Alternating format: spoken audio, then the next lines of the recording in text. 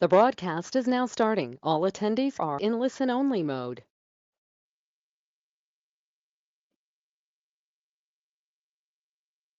Okay, great. We'll get started at the top of the hour at 10 a.m. Eastern time. Welcome and sit tight. We'll be getting started soon.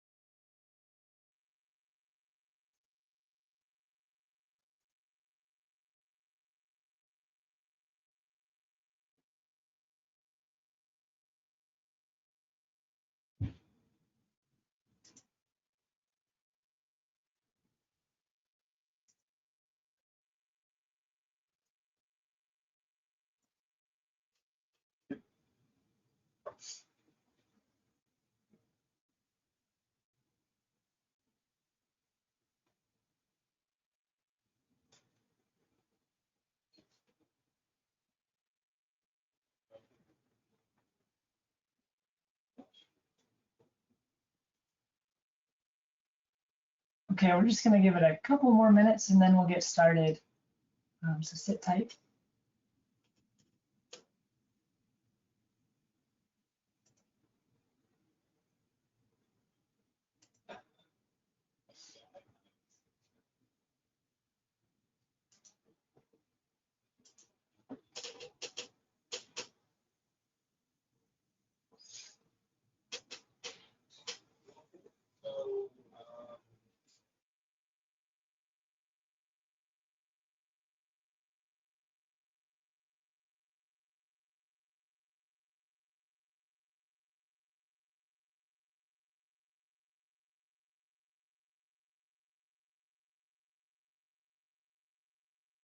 Okay, great. Let's get started. So hello, everyone. My name is Ross Donihue, and welcome to this roundtable discussion with Esri, the World Bank, and New Light Technologies.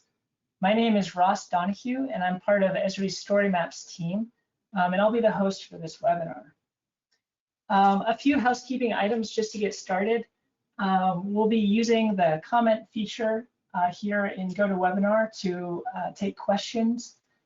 We'll save questions for the end and have a good 10-minute question and answer session at the end.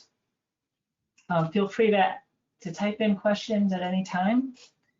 And with that, I will turn things over to our panelists to introduce themselves to you all.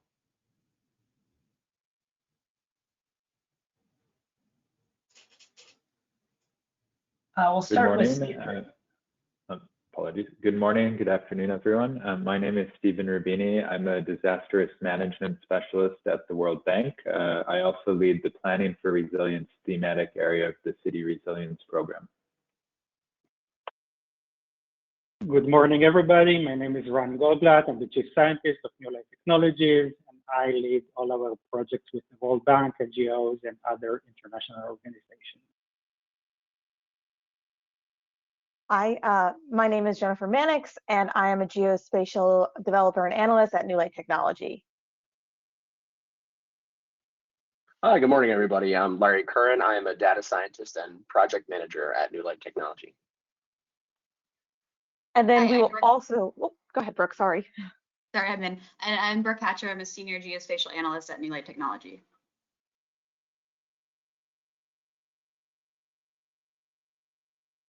Great. Well, we're really excited to be able to share this presentation with you all today. Just to get us started, from the StoryMaps side of things, StoryMaps is a web application that Esri has been developing over a number of years, and we'll be doing a demonstration later on in the session, but this whole webinar will focus on storytelling and this specific application that's really innovative that New Light Technologies and World Bank worked on together. Okay, so with that, I'm going to turn it over to Stephen to tell us a little bit more about the project and what the needs were behind it.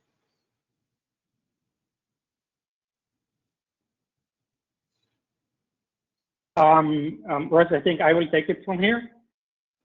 Okay, great. So yeah, so this is Ran.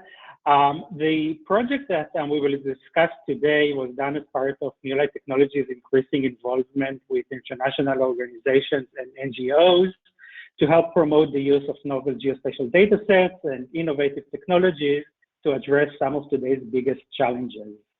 As I'm sure many of you know, in 2015, all UN member states adopted the 2030 Agenda for Sustainable Development, which includes 17 Sustainable Development Goals, which are essentially an urgent call for partnership between all countries to end poverty, improve health and education, reduce inequality, and promote economic growth.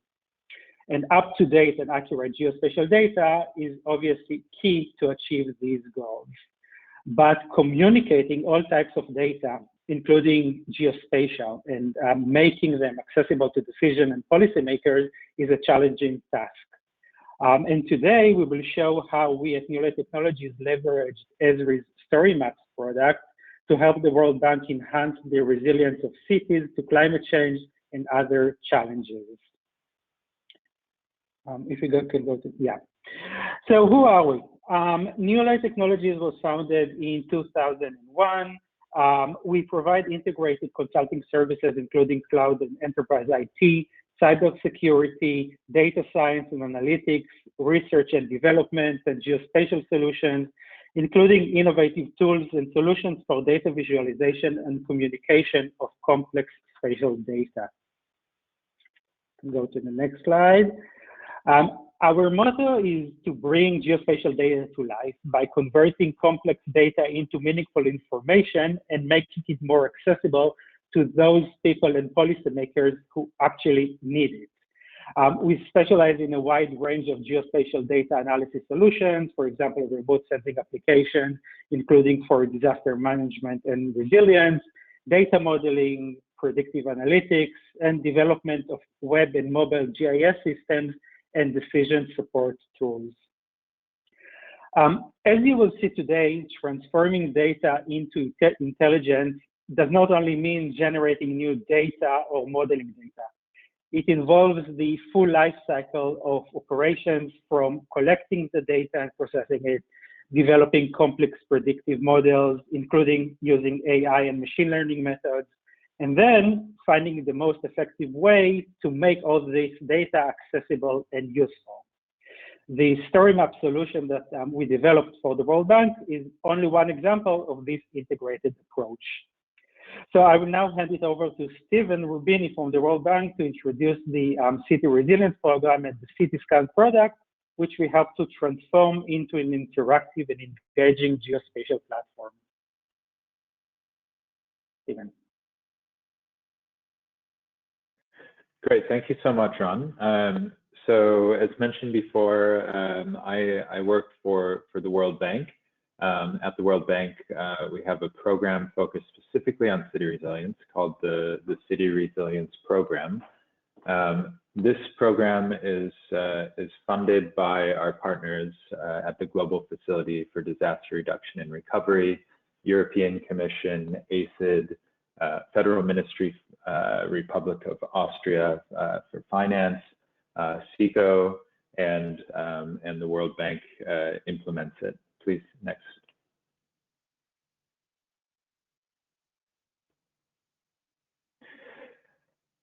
So the reason for the program is, we realize that cities face a challenge when it comes to resilience. They need to increase their investment in infrastructure, but face budget and implementation constraints. While at the same time, urban infrastructure is becoming increasingly stressed by natural disasters, climate change, and other threats. And the result that we find in cities is a lack of adequate infrastructure, and land use planning exacerbates the risks to which urban dwellers are exposed. Next slide. So to overcome these obstacles at the City Resilience Program, we support our teams to help cities through more and improved resilience planning, additional sources of funding and finance, and greater resilience implementation capacity.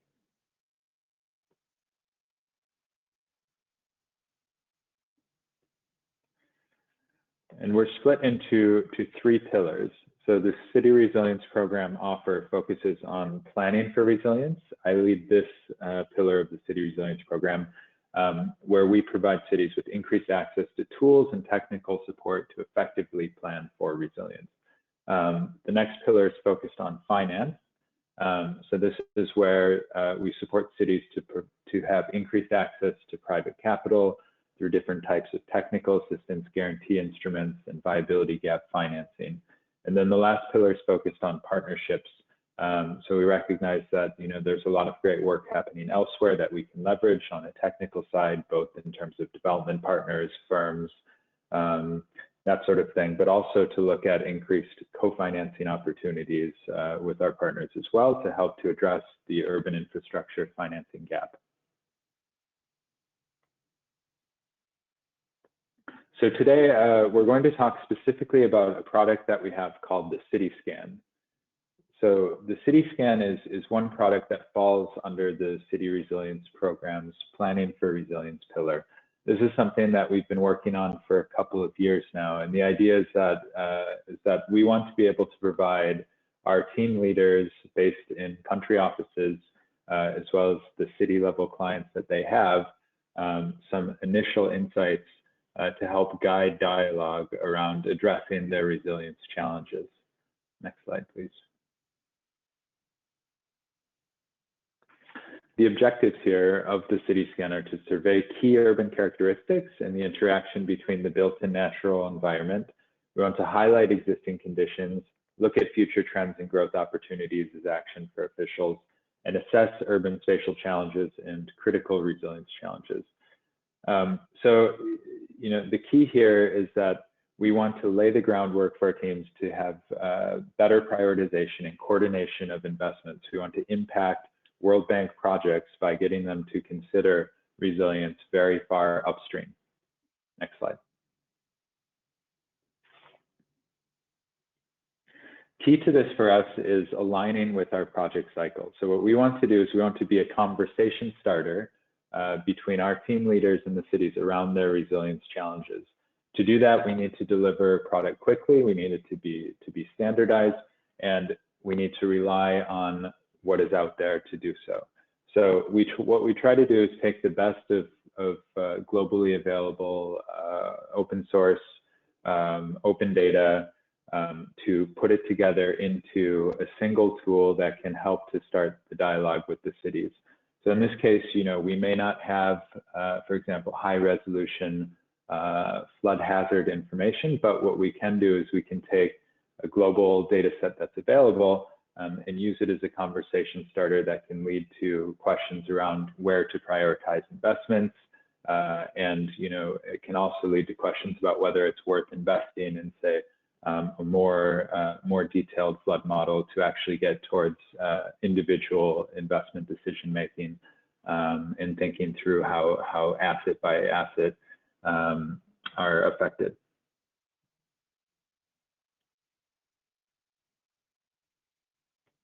So I'll leave it at that for now and hand it back over, and later we'll get into more of the details of the specific assignment to which we asked the New Light and Esri to support. Thanks so much, Stephen, and can't wait to dig deeper into the project itself. So we've been mentioning ArcGIS StoryMaps a number of times. So what we thought we'd do is just give you a quick overview of what ArcGIS StoryMaps is, and just to give you a little more information. So I'm going to share my screen now and just walk through a little bit about what is a story map and what is ArcGIS StoryMaps as a product. Okay, so let's go through the basic elements. So ArcGIS StoryMaps combines interactive maps with rich multimedia content and narrative text to really tell stories about the world. They work on a variety of screen sizes, from PCs to tablets and mobile devices, and they're responsive. So you don't have to worry about, using HTML and CSS to be able to optimize for different screens. Really how they work is they have these interactive builders where you add blocks of content, whether it's basic blocks like text and graphics, media blocks, and even immersive blocks. And I should mention that I'm presenting right now in a story map itself. So they work really well as presentation tools in addition. Now, story maps are hosted on Esri in the cloud, but that doesn't mean that we own any of the content. You can really put any content into a story to be able to tell your story and connect with your audience. Now, just talking a little bit about where this product came from. In 2012, the product started out with these classic apps that are different templates for different user experiences. And in 2019, we kind of created a version 2.0 where, and it's called ArcGIS StoryMaps. And this combines those various reading experiences into an interactive builder that has a lot more flexibility and allows you to tell your stories in dynamic ways. Over time, we've seen the popularity of story maps increase significantly from when it was launched in 2012. And really, this is being driven by the need to communicate messages quickly and effectively digitally to folks through the web. We're seeing many different organizations using the product itself, from government agencies to nonprofits and other organizations. They've been particularly popular in the classroom as a way of communicating out topics to students, as well as for students to create interactive reports and things like that to connect with their audience. Now, this is just a brief demonstration. If you want to learn more about the product itself, we suggest visiting esri.com/storymaps.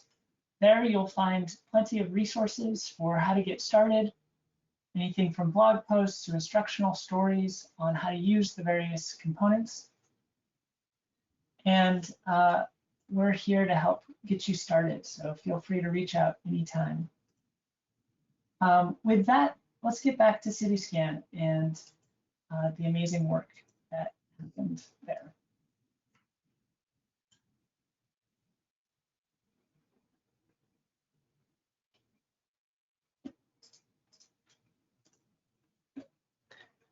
Excellent. So, Stephen, I'd love to dig in a little bit more into the project itself. Can you tell us about the project and what your needs were, and also the requirements behind it as you got started?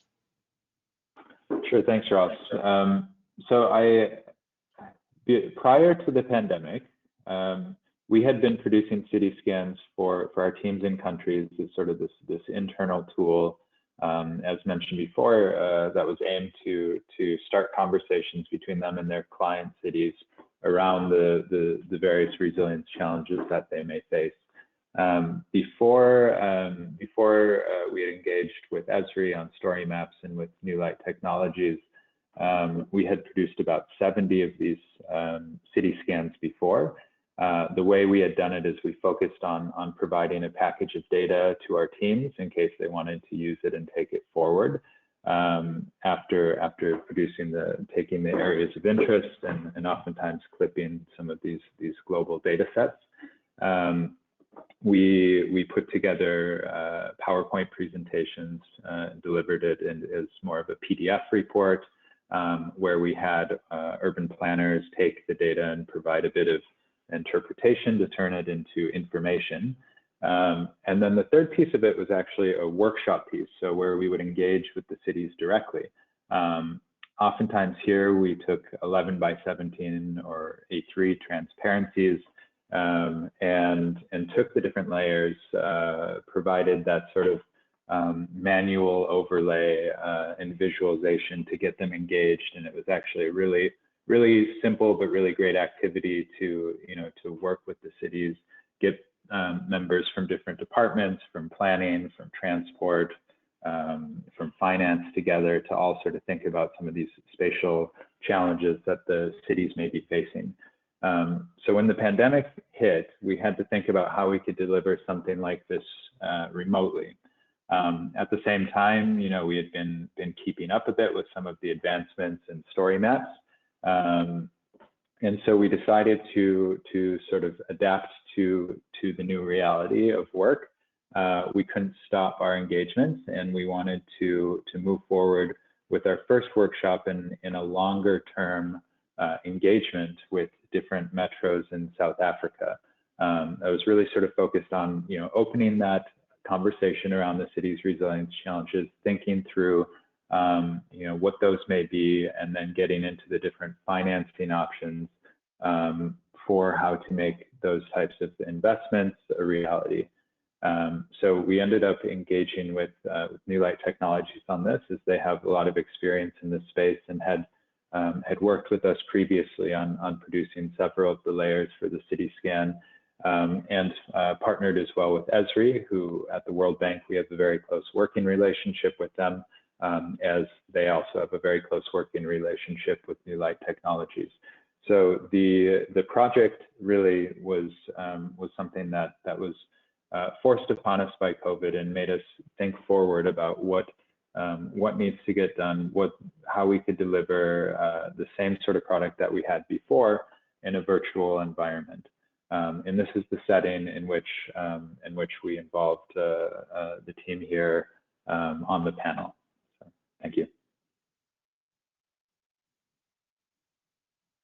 Thanks a lot, Stephen. Now, shifting gears over to New Light Technologies, Brooke, why was StoryMaps chosen as the medium for this project? Hi, yes, we chose StoryMaps over other website design platforms for its ability to tell a powerful and compelling story through its architecture and design. Unlike most static web pages, it has the capabilities to embed charts and graphs driven by spatial data and interactive geospatial web applications that contain high-resolution satellite or aerial imagery, compelling geospatial data sets, and geospatial tools that provide captivating information that draws users into the story. At the same time, the template options allow us to organize powerful photographic imagery and descriptive intellectual text, so it's going to maintain that professional feel and look. Additionally, the StoryMap template is very intuitive and functional for the user to navigate through the city scan project.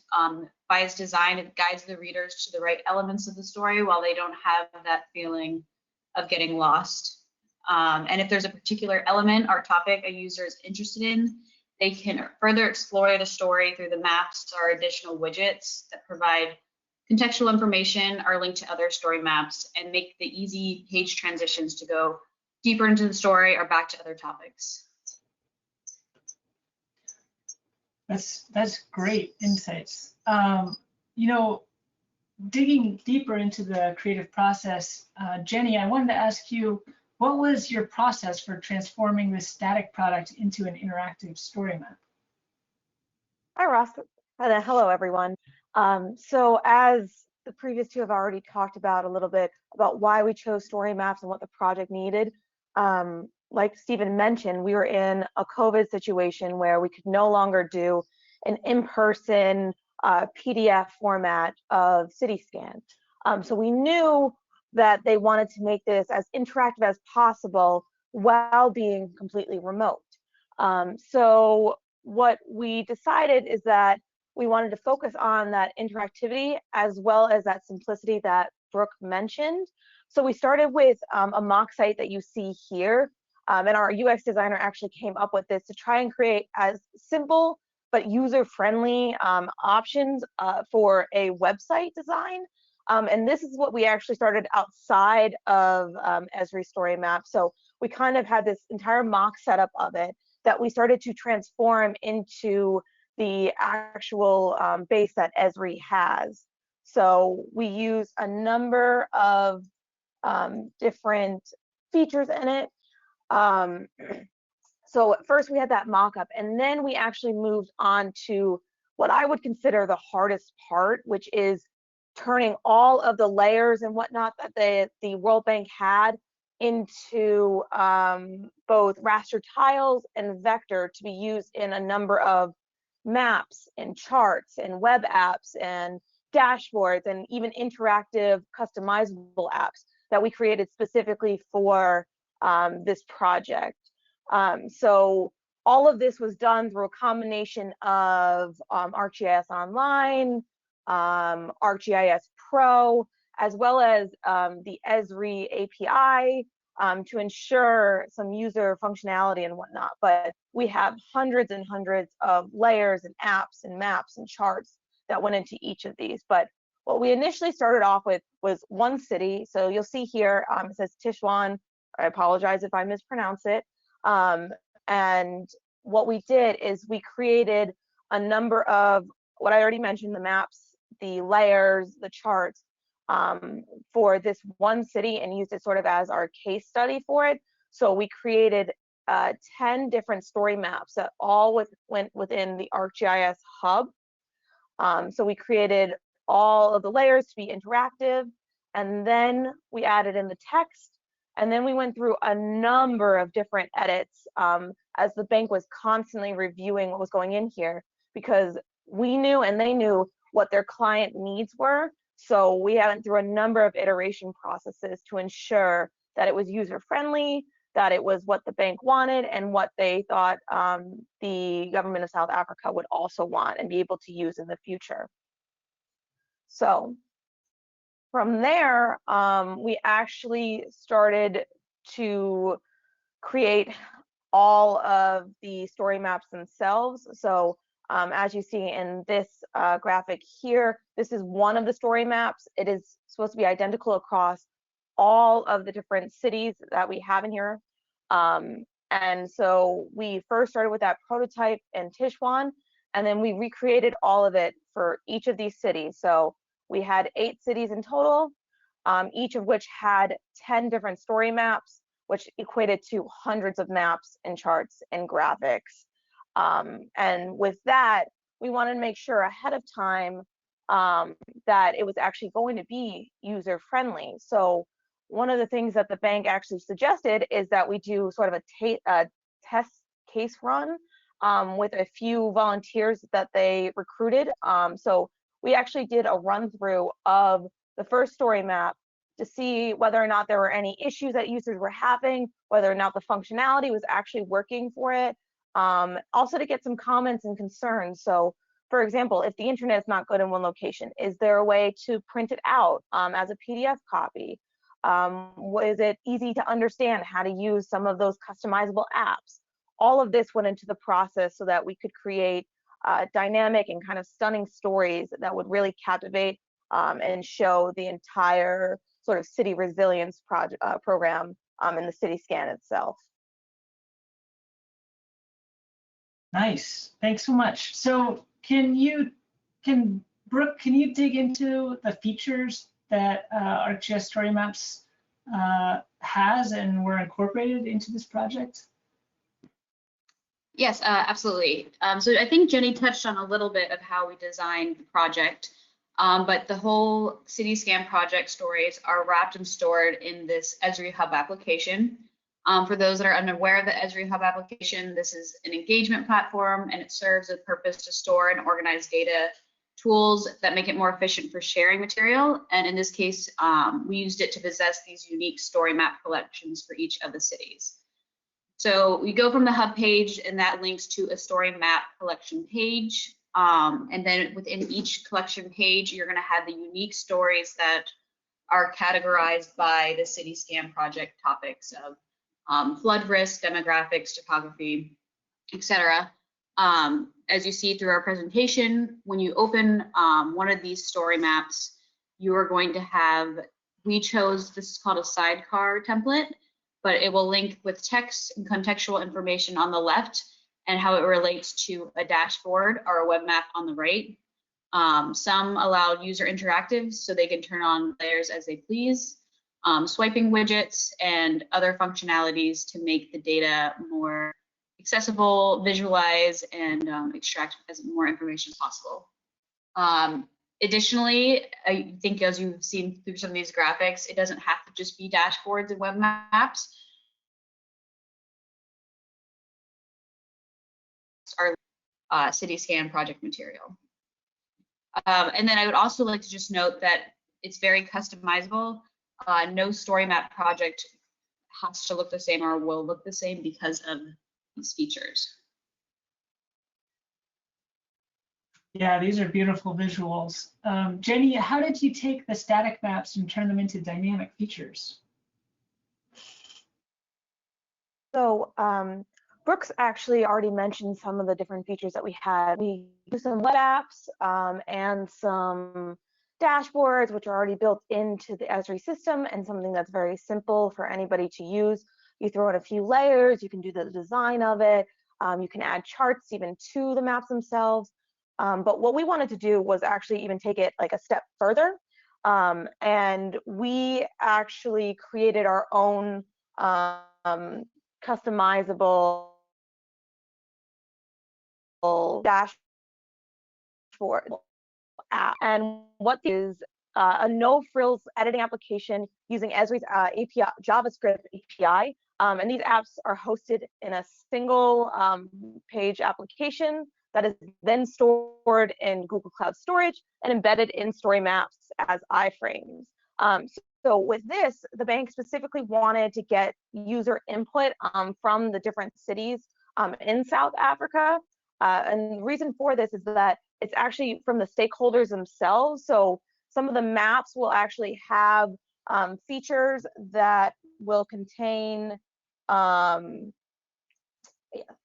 here's the actual image of it for that actually contain links to where you can actually click on the map and add, say, for example, a point or a polygon.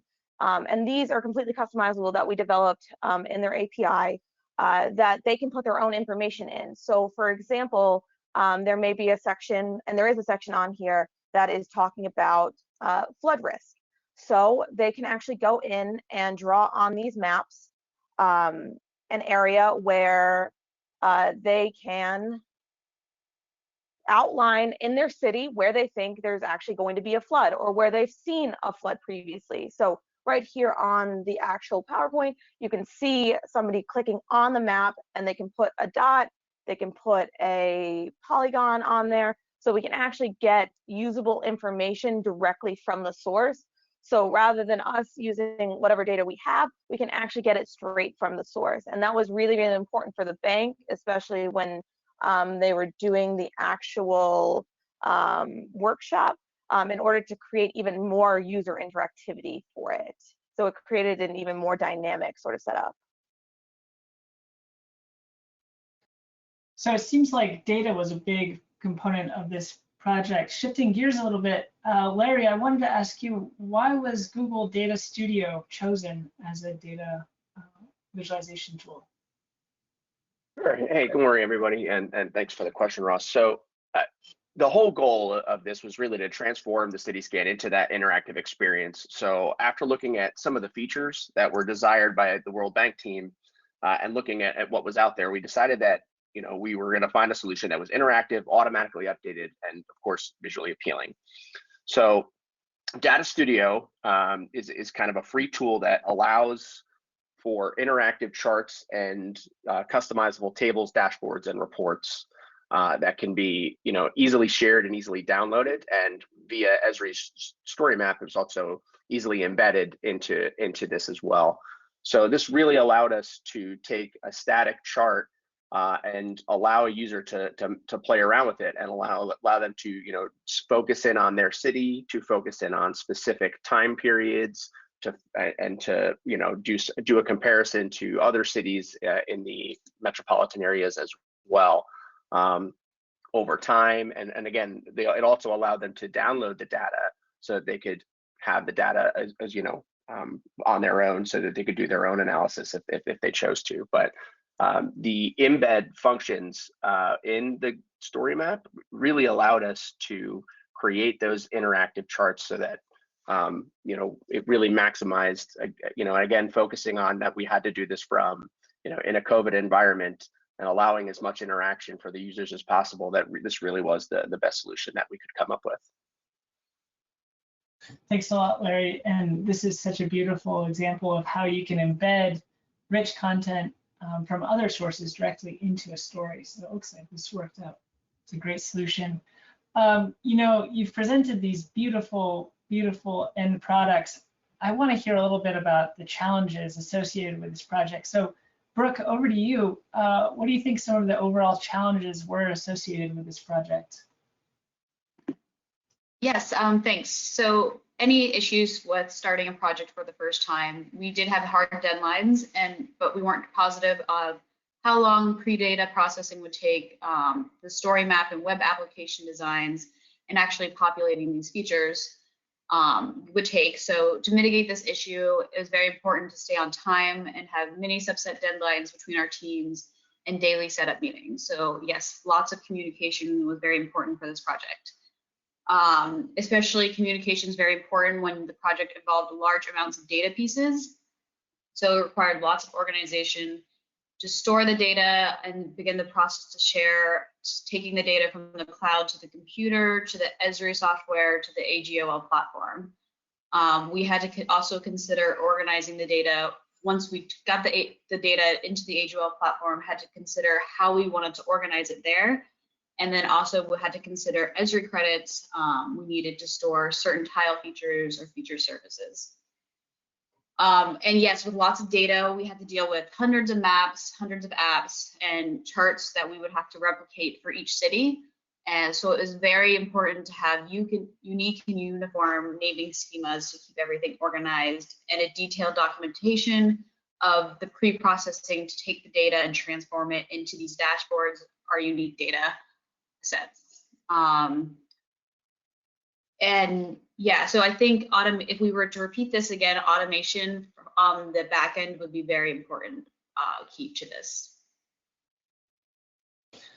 Thanks. And you know, the product itself, ArcGIS StoryMaps, can be really easy to get started with, but as you can tell, with a big project with so many moving parts, seems like the project management component was really important for meeting your clients' needs. I would love to just hear a little bit more.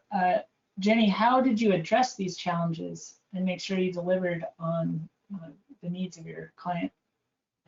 Absolutely. So Brooke actually touched on a few of these aspects of it, such as making sure everything is organized. And I cannot like say this enough, but communication was extremely important.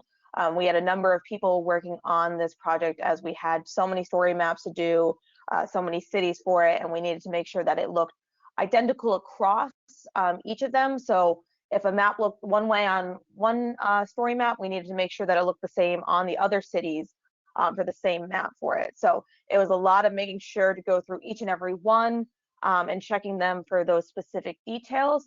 But what I would say was the biggest part of this is how much we tested out and went through each story map to make sure that it was functionally working. So not only did we as a company go through it, but we also had the World Bank going through it. We had other people that weren't even on our team going through it. And then, like I mentioned before, we actually had some testers within the country actually try out some of the different features, especially that customizable app, because it's not as familiar. Even if you have worked in StoryMap before, it was kind of an additional step. So we found that to be really important for testing it out ahead of time. That way we weren't surprised, or the World Bank wasn't surprised when the workshop started and somebody was having a problem on X or Y. We kind of knew ahead of time that there may be an issue here, especially if you have a lot of browsers open, or if this one app was taking up too much space on there. We worked that all out ahead of time so nobody would have any issues on it. We also found that one of the best resources, and one that we did not reach out to enough until later on, was actually Esri. We faced a number of different issues, especially with some of the customization writing in the actual code of the JavaScript API. We ran into a few hiccups here and there, and we actually ended up reaching out to Esri, and they were able to solve our problem that we had been working on for weeks at a time relatively easily. Or they would actually go and research it themselves and try to figure out, oh, how can we actually make this better so that the user experience for somebody else would never even have to face this. So it was a really nice kind of collaborative effort on that part of it. And they were really, really helpful. They really want you to be able to use this and to have user function for it. So they were a great resource that we used throughout the creation of all of these story maps. You know, one requirement that it sounded like from the beginning was you needed user participation. And so I wanted to ask Larry, how did you address the possibility that users only had a limited amount of time to interact with the story maps themselves? That's a great question. So, you know, putting this into context, so the World Bank, Stephen and his team had, you know, this resilient investment planning workshop scheduled pre-COVID that, you know, obviously was supposed to be an in-person 5-day workshop that instead needed to be remote using e-learning and, you know, technical teaching tools from abroad. So we really had, and given what you've just heard from Brooke and Jenny, you saw just how much data and how many different layers and different maps and different interactive features needed to go into these. So what we ended up doing after also getting the test pilot that we had with some of the locals, we found out that maybe some of the users weren't going to readily be able to understand all the different interactive features, and we really wanted to maximize all of their uses so that, you know, this was supposed to be, you know, for, you know, creating user input and, you know, collecting it on the back end as well, but also then you know, really making sure that every piece of the story map that was available to them in the short amount of time that they had during the workshop to view it was able to be interacted with. So we created these tutorial videos, which were about 15 to 30 minutes in length, that really included a walkthrough of the story maps in an easy to understand demonstration of how to interact with the platform.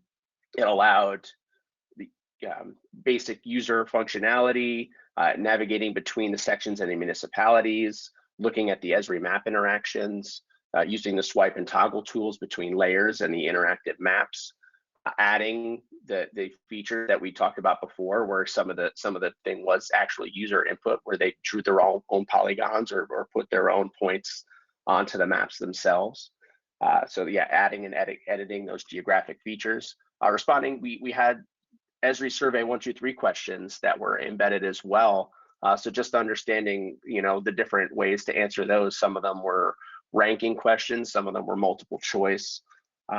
And then ultimately also allowing them, you know, showing them how to download the data that we made available as well. So we really, you know, given all of those interactions that we wanted to make sure occurred over a very short time frame, creating these tutorials and was key to that aspect. Thanks a lot, Larry.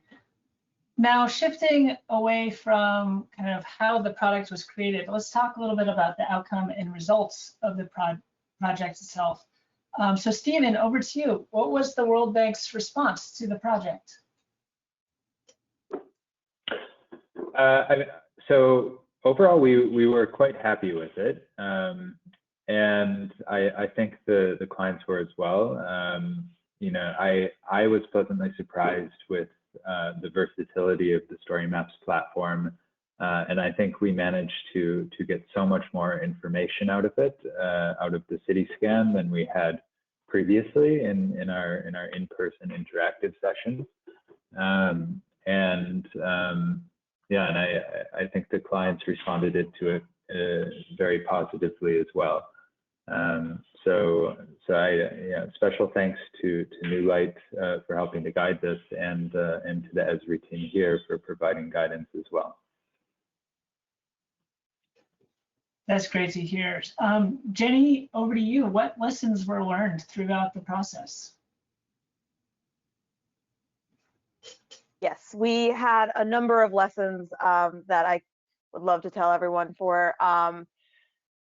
This was a really good learning experience for us with client needs, and also with dealing with such issues as big and identical data to it, making sure to manage the time between it. We had quite a considerable amount of time to create these story maps, but going through a prototype, for example, to then duplicate takes a lot longer than you may expect. You are replicating, but you do have to go through the same process over and over again, and making sure that things are identical. When you're dealing with hundreds of maps and layers and charts, it's very easy to start to lose pieces of it, or to have things change, or to not notice an issue. So the number of times that I would go through a tiling process for a raster layer and find out later on that I had actually messed up the color scheme on it happened too many times. So making sure to have a process that was documented, that you could find each layer and you knew exactly where they were.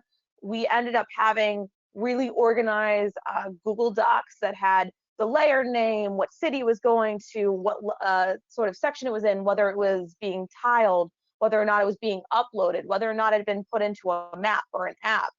We had each of them with a link to it, just to make sure that we could help organize ourselves, and because we knew we needed to recreate this again and again. So Tishwan was a really good case study for that, and definitely a learning experience on organizing all of this in a more easily functional way.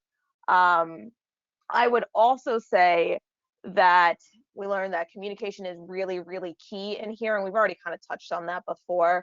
But obviously, between the team members, ourselves, as well as the bank and the client needs, because we were constantly shifting ideas and showing up new items, or saying, you know, this actually isn't really functionally working. Like, would you rather us do it this way or that way? So it was really important to have this sort of variety of ideas and a constant flow of communication to make sure that we really hit what was needed for each of these, because there are so many different ways that we could go on it. And we were constantly shifting, especially on the first one, on what apps we were going to throw in there, if we were going to throw in a 1, 2, 3 survey that was ranked, or if we were going to do it as just a click one of the above. Each of these was really important to the bank because they were really looking for specific information from their city scans, and to ensure that sort of user interactivity while they did the workshop itself. That was really key to it. Also, like I've already mentioned, one of the things that I would really like to promote is, if you are having an issue with any sort of story map or anything like that, reach out to Esri. They were a resource that we did not use enough early on, and they really did help us a lot, especially if you're getting into some of the more complicated aspects that we talked about, using iframes in there, embedding outside pieces of information. They were really fundamental in making sure that everything ran smoothly, and also make sure everything looked professional, because at the end of the day, this really needed to be a professional source, as it was going to be used by the South African government, and then also used later on. There's actually a reason why we can't get view the HTTP for it, and that's because it's still being used, and the data in there is for the South African government, so it is their source, so we actually can't give it away. And then the last thing is, I would say, to create a more simple way of doing this, we definitely would like to automate a little bit more of some of the pre-processing and also the uploading of the information. A lot of it was done manually just for time constraints, but also spending so much time kind of going through some of the issues before reaching out to Esri, we could have saved ourselves a lot of time at the beginning of it. Thanks so much, Jenny. Now, Larry, kind of tying things up here, how do you hope to use ArcGIS StoryMaps and Esri products in the future after this project? So, as Jenny mentioned, we had so many, I mean, this just gave us such a great experience with the StoryMap platform and product that it really showed the versatility of the StoryMaps, as well as just the breadth of different interactive features that you could place in them. So we are extremely excited to work with the product in the future. In fact, we're already working with a different division at the World Bank to look at how to visualize more geospatial data. In this time, it's a network analysis that was conducted to highlight the vulnerability of transportation corridors in developing countries. So it really allows for such a different variety of data to be visualized, including text. We had, as we talked about, the interactive geospatial features, as well as the tabular data, the graphs, charts, and tables, as well as embedding third-party features as well, that we're just extremely excited to see. We could really apply this to a variety of different products. Anytime that we really need to come up with a report or at the end of a project to visualize the findings, we are certainly looking at the StoryMap as a way to do that. That's excellent. So after this presentation, we'd love to now turn it over to a live question and answer session. So for the attendees on the call, feel free to use the chat feature to ask questions to our great panelists. We've got folks from the World Bank, from the StoryMaps team, and New Light Technologies ready to answer questions and keep the conversation going.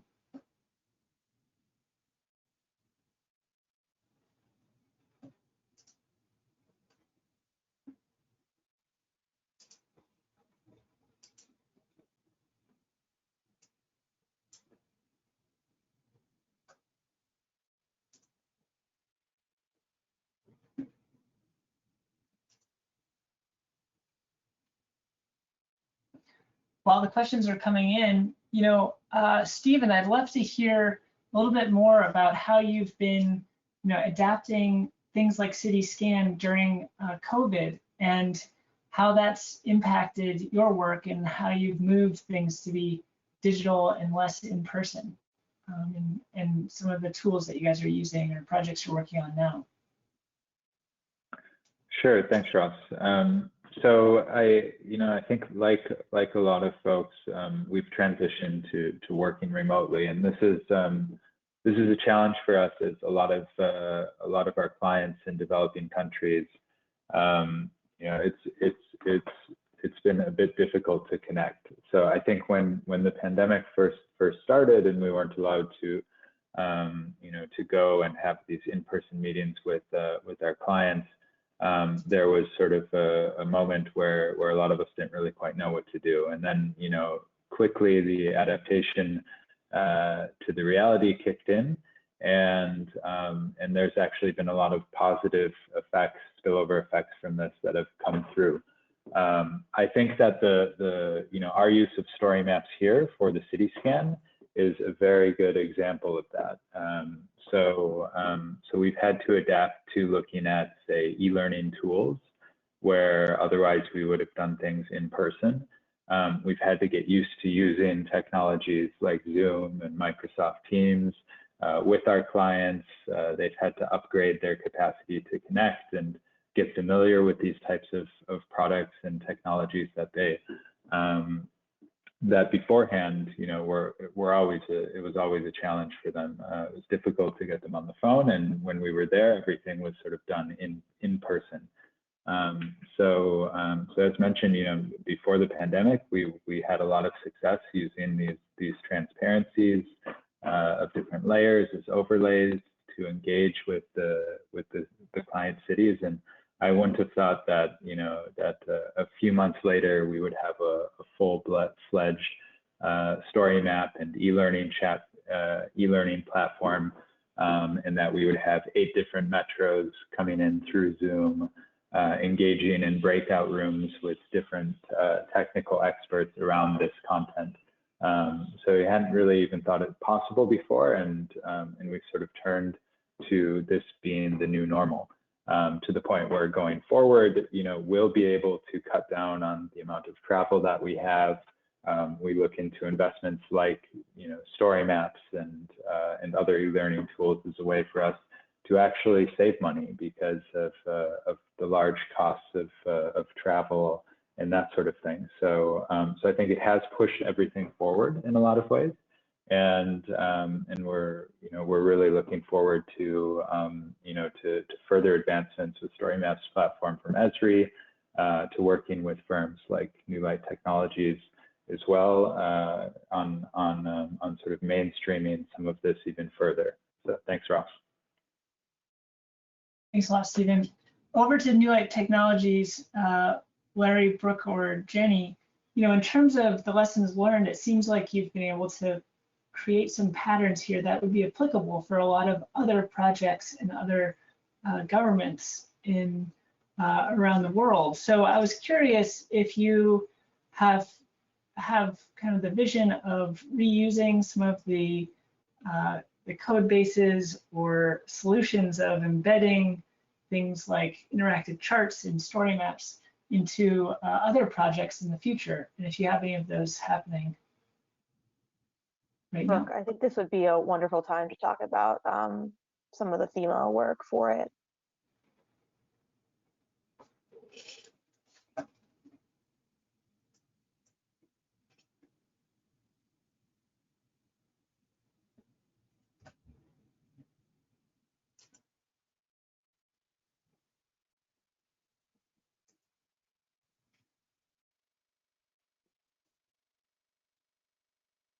I think while Brooke is getting ready there, I can talk a little bit about, again, so yeah, certainly for our team and looking at some of the different international clients that we have, this is definitely a replicable, easily replicable process, especially that Stephen mentioned we looked at 8 different municipalities and we put this together in a very quick time frame, and there are so many different layers that went into this that we gained experience in putting in there. Plus, we have the feedback from actual users who interacted with this, so we understand kind of the different limitations that we had in terms of time to interact with the features, as well as we understand which were more useful in getting interaction from local in a local context. So that it's really invaluable in terms of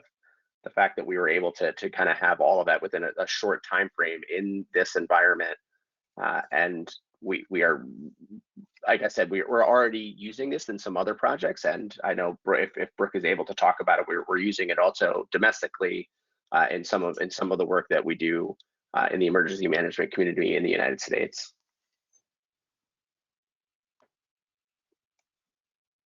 Great, thanks so much, Larry. Brooke or Jenny, anything you want to add?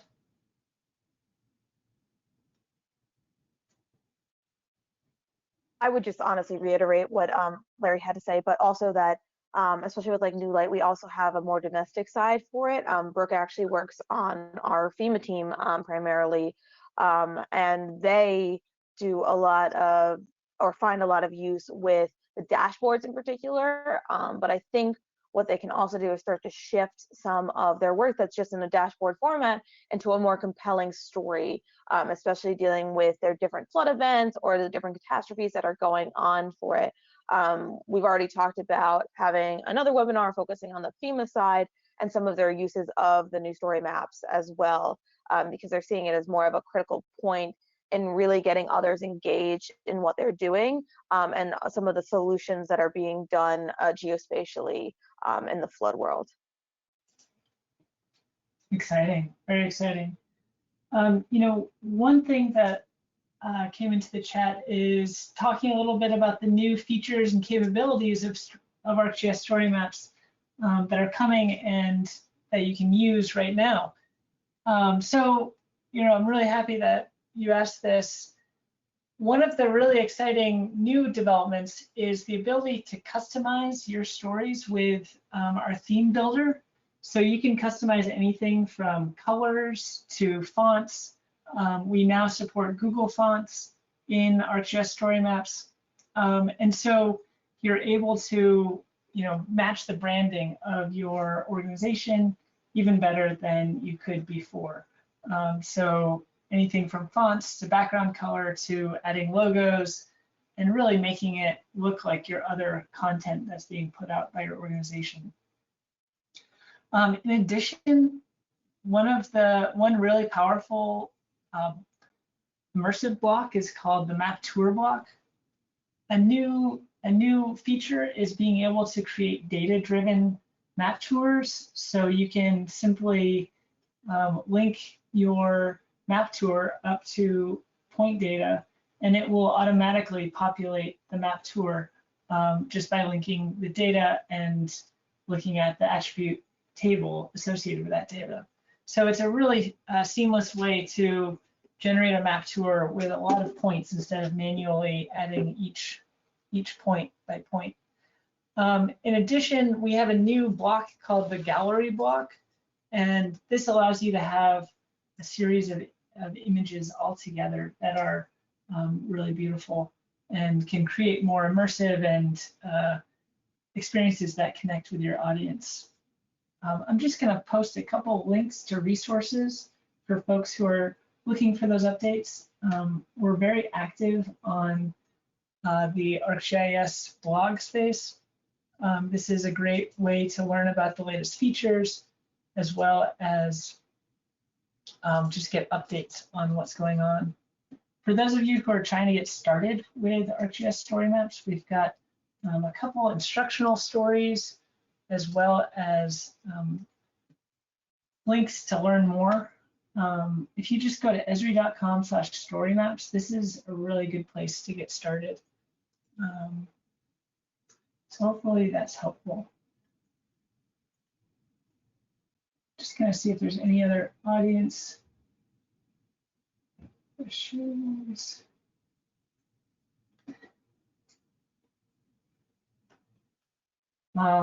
So that brings us to the top of the hour. So we're going to thank everyone for attending today. I want to thank the panelists who have been able to share this amazing project. It's really inspirational and really innovative way to meet the client's needs, as well as collaborate and organize all of these moving pieces to deliver a solution during COVID and keep these projects running.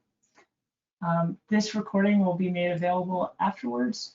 And thank you so much for attending, and we look forward to seeing what other ArcGIS StoryMaps you create. Thanks so much, everyone.